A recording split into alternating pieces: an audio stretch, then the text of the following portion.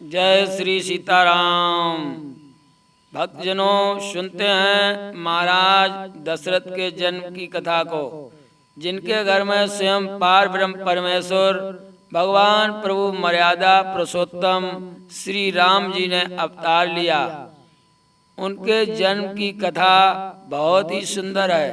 सुनते हैं महाराज अयोध्या नरेश दशरथ जी का जन्म कैसे और कब हुआ। एक समय की बात है, महाराज दशरथ के पिता, जिनका नाम है अज महाराज के कोई संतान नहीं थी। अयोध्या का राज बड़े भाव भक्ति के साथ करते हुए इधर उधर विचरण कर रहे थे। एक समय महाराज अज के मन में ये बात आई, क्योंकि महलों में बैठे हुए अज महाराज इधर उधर नजर घुमाकर देख रहे थे, तो कहीं भी किसी बच्चे की आवाज़ सुनाई नहीं पड़ रही थी। जब कानों में किसी संतान की आवाज़ सुनाई नहीं पड़ी तो महाराज अज को बहुत ही चिंता हुई। सोचने लगे, महलों में कोई ऐसा नहीं है जो हमारे यहाँ से जाने के बाद अयोध्या का राज संभाले। तो महाराज अज ने तुरंत जाकर के और गुरु वशिष्ठ जी को प्रणाम किया। गुरु वशिष्ठ जी ने आसन पर महाराज अज को बैठाला और कहने लगे, और सब कुशल मंगल तो है। महाराज अज कहने लगे, हे गुरुदेव, है तो सब कुशल, लेकिन अयोध्या के राज का पालन करने के लिए राज को चलाने वाला अभी तक इस राज्य में नहीं है। तो हे गुरुदेव, आप कृपा करके वो उपाय कीजिए जिससे हमारे कोई संतान हो। गुरुदेव जी ने जब महाराज अज की ये करुणामयी विनयमयी वाणी को सुना तो महाराज गुरुदेव कहने लगे, आप चिंतित ना हो। क्यों? क्योंकि दान में बहुत ताकत होती है। कहते हैं पुण्य की जड़ पाताल तक जाती है, उसकी जड़ें कभी नष्ट नहीं होती हैं। जो भी पुण्य करते हैं उनके परिवार निरंतर बढ़ते रहते हैं, उनके परिवार की कभी हानि नहीं होती है।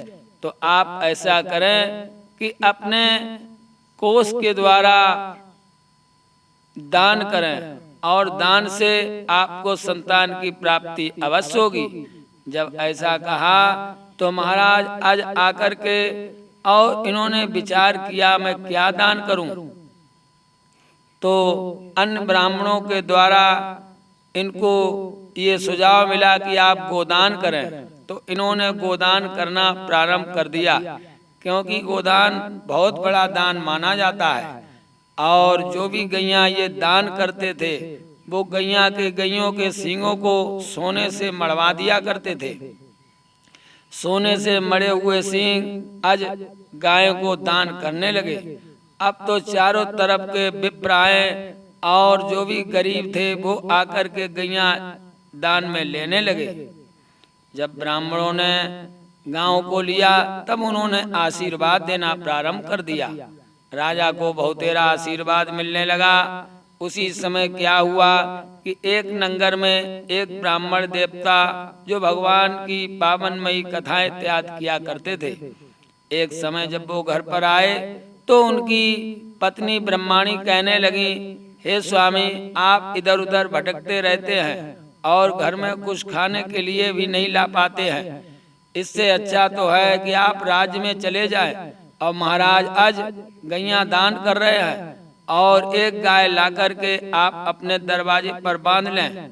गाय का आराम से बच्चे दूध पिएंगे, हम भी दूध खाएंगे। और गांव के जो सींग में सोना लगा हुआ है, जो राजा सोना लगाकर दान करते हैं, वो सोना निकाल करके हम अपने घर के सारे खर्चे चला सकती हैं। जब ऐसा कहा तो वो ब्राह्मण कहने लगे, हे देवी, माना कि राजा आज दान कर रहे हैं, लेकिन वो जो दान कर रहे हैं वो उनकी पसीना की कमाई नहीं है, और मैं भी जो गाय लेकर आऊंगा वो भी पसीना की कमाई नहीं होगी। तो हमें तो लगता है कि अपने बिना मेहनत का कमाया हुआ धन कभी घर में नहीं लाना चाहिए, वो कभी फलीभूत नहीं होता है। तो हमें आप मेहनत करने दें, और मेहनत की आधी रोटी ही भली है। ये बात सुनकर ब्राह्मण की पत्नी बहुत क्रोधित हुई और उसने पंडित जी से कहा, अगर कल तुम नहीं गए तो समझ लो शाम को तुम्हें भोजन पानी भी नहीं देने वाली हूँ। अब तो पंडित सोचने लगे जाना ही पड़ेगा, क्योंकि देवी जी की जिद ही ऐसी है। तो उन्होंने क्या किया, उन्होंने सुबह को उठकर पूजन इत्यादि करने के बाद वहीं पहुंच गए जहां पर राजा अज गाय दान किया करते थे। जब वहां पहुंच करके पीछे लाइन में लग गए, राजा अज ने धीरे धीरे गांव को दान किया। आखिर में इनका नंबर भी आया। जब इनका नंबर आया तो राजा अज कहने लगे, हे ब्राह्मण देवता, तुम भी एक गाय लेकर के चले जाओ। ब्राह्मण कहने लगे, महाराज गाय लेने से पहले मैं आपसे कुछ पूछना चाहता हूँ। राजा आज कहने लगे, पूछिए, क्या पूछना चाहते हो? तो कहने लगे ब्राह्मण देवता कि हे महाराज, आप जो गैया दान कर रहे हैं, ये गाय क्या आपके मेहनत की कमाई की है? ये सोना जो गायों के सींग में लगा हुआ है, ये क्या आपकी मेहनत की कमाई है? राजा आज कहने लगे, ऐसा नहीं है, ये हमारे राजकोष की कमाई है, जो जनता के द्वारा कर लिया गया वही मैं दान कर रहा हूँ, हमारे मेहनत की कमाई नहीं है। तो ब्राह्मण कहने लगे, अगर आपके मेहनत की कमाई नहीं है तो मैं ये दान अस्वीकार करता हूँ, मैं इसे कदाप नहीं ले सकता हूँ। राजा आज कहने लगे, ये तो बहुत विचित्र बात हुई। हमारे दरवाजे पर आकर अगर कोई ब्राह्मण खाली हाथ जाता है तो हमें पाप लगेगा, क्योंकि मैं धर्म कर रहा हूँ। ब्राह्मण कहने लगे, कोई बात नहीं है, जब आपके पास पसीना की कमाई हो जाए, मेहनत की कमाई हो जाए, तब मैं ले जाऊंगा। राजा आज कहने लगे, तो आप कल ही आ जाना और मैं आपको मेहनत की कमाई अवश्य दूंगा। इतना कहा, ब्राह्मण तो चले आते हैं। इधर राजा अज ने विचार किया, मुझे क्या करना चाहिए। तो शाम को राजा अज ने एक नौकर का भेष बनाया। नौकर का भेष बनाकर नंगर में काम के लिए घूमने लगे। काम तो कहीं नहीं मिला। शाम का समय था, काम कहाँ था, क्योंकि सुबह को नौकर की जरूरत पड़ती है, शाम को भला कहाँ जरूरत। लेकिन एक लोहार बैठा हुआ था, अपने हथियार बना रहा था। उसने जब राजा को देखा कोई नौकर आया है, तो उसने अपने पास में बुला लिया और इनके हाथ में हथौड़ा थमा दिया। राजा आज कभी हथौड़ा तो चलाते नहीं थे, तो उस दिन उन्होंने हथौड़ा चलाया तो उनका पूरा शरीर पसीने से भीग गया। बाद में उस लोहार ने इनको एक पाई प्रदान की। कहने लगे, जाओ। राजा आज वो एक पाई लेकर के अपने घर चले आए। दूसरा दिन हुआ, राजा आज गैयों को दान कर रहे थे। इधर वही ब्राह्मण देवता पीछे लाइन में लगे हुए थे। जैसे शाम हुई तो ब्राह्मण देवता का नंबर आया। कहने लगे, महाराज तुम भी एक गाय ले जाओ। वही ब्राह्मण देवता कहने लगे, आपने कहा था कि मैं पसीना की कमाई दूंगा, तो कल आपने वादा किया था, इसीलिए मैं आया हूँ। राजा आज कहने लगे, बहुत अच्छा किया, पसीना की कमाई ही तुम्हें मिलेगी, लेकिन इतना धन नहीं है, धन तो थोड़ा है। महाराज की बात सुनकर पंडित कहने लगे, अगर थोड़ा धन है तो कोई बात नहीं है, तो पसीना की कमाई मुझे वो ही दे दो। तो राजा आज ने वो एक पाई निकाली और पंडित जी को दान कर दी। पंडित जी वो पाई लेकर के अपने घर पर आ गए। जैसे घर पर आए तो उन्होंने अपने दरवाजे को खुलाया। इधर पंडितानी सोच रही थी, हो सकता है आज 2 गायें लेकर के आए हों, लेकिन बाहर देखा तो कोई गाय नहीं है। कहने लगी झुझला के, अरे तुम्हें भेजा था गाय लेने के लिए, कल भी नहीं लाए, आज भी खाली हाथ चले आए, क्या राजा ने कुछ दान नहीं दिया? पंडित जी कहने लगे, हाँ देवी, दान तो दिया, लेकिन मैं पसीना की कमाई लाया हूँ, इसे संभाल के रखो, हाथ बढ़ाओ। पंडितानी ने जैसे हाथ पे पाई रखी, अब तो पत्नी बहुत झुंझलाने लगी और उसने झटका मार के वो पाई को आंगन में फेंक दिया। पाई को फेंक दिया। इधर पंडित जी उस पाई को ढूंढते रहे, लेकिन वो पाई मिली नहीं। देव बस भगवान की माया ऐसी हुई कि उनके आंगन में उसी पाई की जगह पर एक बहुत ही सुंदर पौधे का निर्माण हुआ और उस पौधे में बहुत ही सुगंध आ रही थी। जिधर भी वायु चलती थी उस पौधे की सुगंध चारों तरफ नंगर में फैल रही थी। ये चर्चा धीरे धीरे पूरे नंगर में हो गई। पंडित जी के घर में बहुत सुंदर किसी दिव्य पौधे का निर्माण हुआ है। वो ऐसा पौधा है जिसकी चारों तरफ सुगंध ही सुगंध पड़ती है।